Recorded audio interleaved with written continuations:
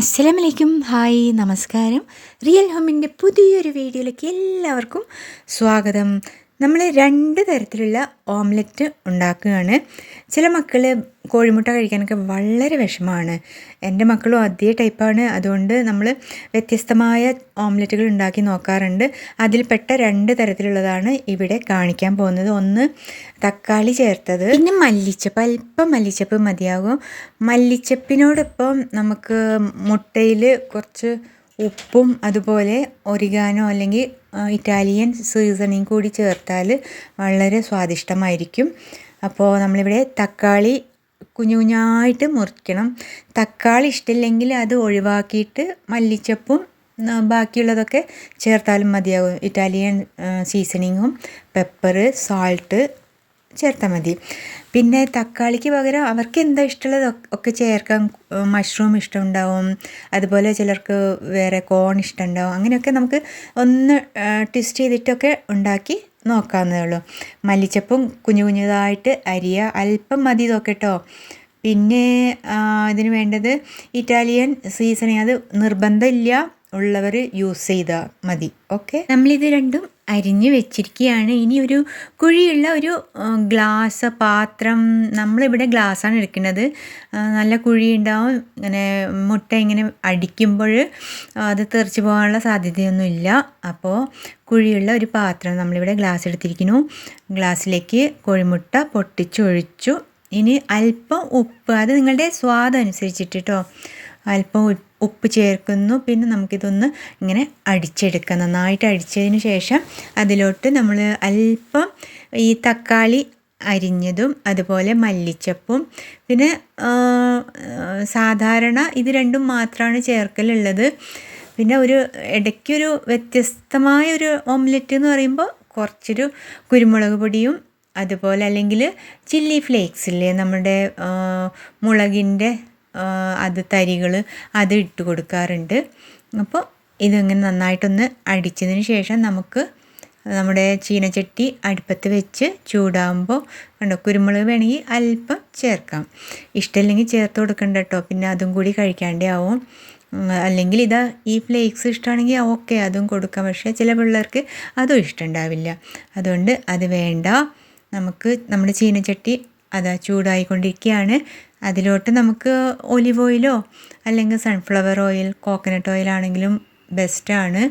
അല്പം ഒഴിച്ചു കൊടുക്കാം. നോൺ സ്റ്റിക്ക് ആകുമ്പോൾ അത് ഒട്ടിപ്പിടിക്കില്ലല്ലോ. പിന്നെ ഈ കോഴിമുട്ടയ്ക്ക് ഒരു പ്രത്യേകത ഉണ്ടെന്ന് അറിയാലോ എല്ലാവർക്കും. നമ്മളത് ഏതെങ്കിലും ഒട്ടിപ്പിടിക്കുന്ന പാത്രത്തിലൊക്കെ ഈ കോഴിമുട്ട ഒന്ന് പൊട്ടിച്ചൊഴിച്ച് ചൂടാക്കിയാൽ ആ പാത്രത്തിലെ ഒട്ടിപ്പൊക്കെ മാറിക്കിട്ടും. അതറിയാമല്ലോ അല്ലേ? അപ്പോൾ ഒട്ടിപ്പിടിക്കുന്ന വല്ല ചീനച്ചട്ടിയോ ചപ്പാത്തി കല്ലൊക്കെ ഉണ്ടെങ്കിൽ നമുക്ക് ഒരു കോഴിമുട്ട അതിലൊന്ന് ഇങ്ങനെ ഇളക്കി എടുത്തിട്ട് വേവിച്ച് എടുത്താൽ നമുക്കത് പിന്നെ ഒട്ടിപ്പിടിക്കാത്ത ചട്ടിയായിട്ട് യൂസ് ചെയ്യാൻ പറ്റും. അപ്പോൾ നമ്മളിവിടെ എണ്ണ ചൂടായപ്പോൾ ഓംലെറ്റ് വിസ്ക് ചെയ്തത് ഒഴിച്ചു കൊടുക്കുകയാണ്. ഒന്ന് വേവട്ടെ, അല്പം വെയിറ്റ് ചെയ്യേണ്ടതായിട്ട് വരും. ഒരു 4-5 മിനിറ്റ്. ഏതായാലും ഹൈ ഫ്ലെയിമിലൊന്നും വെക്കേണ്ട, എല്ലാം അറിയാമായിരിക്കില്ല എല്ലാവർക്കും, എന്നാലും പറഞ്ഞു തരികയാണ്. തിരിച്ചിടുന്നു. അല്പം സിമ്മിലാക്കുക. എന്നിട്ട് അത് ഒന്ന് വേവാണ്. ചിലപ്പോൾ ഉള്ളിൽ വേവാനൊക്കെ വിഷമമായിരിക്കും. അപ്പോൾ ഒന്ന് വെയിറ്റ് ചെയ്യുക. അതുപോലെ ആ തക്കാളിയൊക്കെ ഒന്ന് വേവണമല്ലോ, അതിന് സിമ്മിലാക്കിയിട്ട് ഒന്ന് വെയിറ്റ് ചെയ്യുക. നമ്മുടെ തക്കാളി ഓംലെറ്റ് റെഡി ആയിട്ട് നല്ല ഫസ്റ്റ് ക്ലാസ് ടേസ്റ്റോടെയാണ്. അടുത്തത് ഗാർലിക് ഓംലെറ്റാണ്. അതായത് വെളുത്തുള്ളി അല്ലി ഒന്ന് മാത്രം മതി കേട്ടോ. ഒരൊറ്റ വെളുത്തുള്ളി അല്ലി മതി. അത് നന്നായിട്ടൊന്ന് ചതച്ചെടുക്കുക അല്ലെങ്കിൽ ക്രഷ് ചെയ്ത് എടുക്കുക. അതിൽ അല്പം മല്ലിച്ചപ്പ് ഇല്ലെങ്കിലും കുഴപ്പമില്ല. നമ്മുടെ ഇറ്റാലിയൻ സീസണിങ് അല്ലെങ്കിൽ ഒറിഗാനോ ഉണ്ടെങ്കിൽ അത് കുറച്ച് ചേർക്കാവുന്നതേ ഉള്ളൂ. അതോടൊപ്പം നമുക്ക് വേണമെങ്കിൽ ഇതുപോലെ പെപ്പർ ചേർക്കാം, ചില്ലി ഫ്ലേക്സ് ചേർക്കാം. ഒന്നും ചേർക്കലില്ല ഇവിടെ ജസ്റ്റ് ഗാർലിക്കും മല്ലിച്ചപ്പുമാണ് ചേർക്കുന്നത്. പക്ഷേ പൊരിച്ചെടുക്കുന്നത് ബട്ടറിലാണ് കേട്ടോ. അപ്പോൾ നമുക്കിവിടെ ഒരു മുട്ട എടുത്ത് ഇങ്ങനെ പൊട്ടിച്ചൊഴിച്ച് ഒന്ന് നന്നായിട്ട് അടിച്ചെടുക്കാം. ഉപ്പ് ചേർക്കണം. ഉപ്പ് നിങ്ങളുടെ ഇഷ്ടാനുസരണം. അപ്പോൾ അതെ, നമ്മുടെ ഇഷ്ടാനുസരണമായിരിക്കണം ഉപ്പ് ചേർക്കൽ. ഇതിലോട്ട് നമുക്ക് ഈ ക്രഷ് ചെയ്ത വെളുത്തുള്ളി അല്ലി അങ്ങോട്ട് ചേർത്ത് കൊടുക്കാം. വേണമെങ്കിൽ അല്പം മല്ലിച്ചപ്പ് ചേർക്കാം, ഒരു വിരോധവും ഇല്ല. ആ മുട്ടയുടെ ആ മണമില്ല, ഒരു തരം മണമാണ് പിള്ളേർക്ക് ഇഷ്ടമില്ലാത്തത്.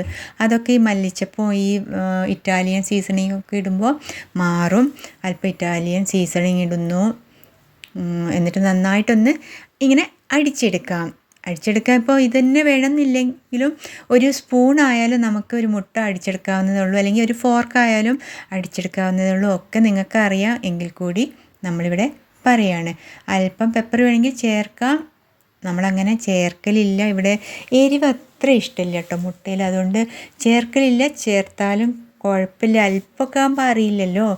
അപ്പോൾ അങ്ങനെ നമുക്കവരെ പറ്റിക്കാം. ഇടയ്ക്കൊക്കെ നമ്മുടെ ഈ ചീനച്ചട്ടി അങ്ങനെ ചൂടായി വരുന്നുണ്ട്. അതിലേക്ക് ഒരു കഷ്ണം ബട്ടർ മെൽറ്റായതാണെങ്കിൽ ഒരു ടീസ്പൂണോ ഒരു ടേബിൾ സ്പൂൺ വരെ നിങ്ങൾക്ക് യൂസ് ചെയ്യാം. പിള്ളേർക്ക് എങ്ങനെയാണ് വേണ്ടത് അതുപോലെ ആക്കി കൊടുക്കാം. ഈ പ്രായത്തിലൊക്കെ ബട്ടറൊക്കെ കഴിക്കുന്നത് നല്ലതാണല്ലോ, അതുകൊണ്ട് ബട്ടർ ചേർക്കുന്നു.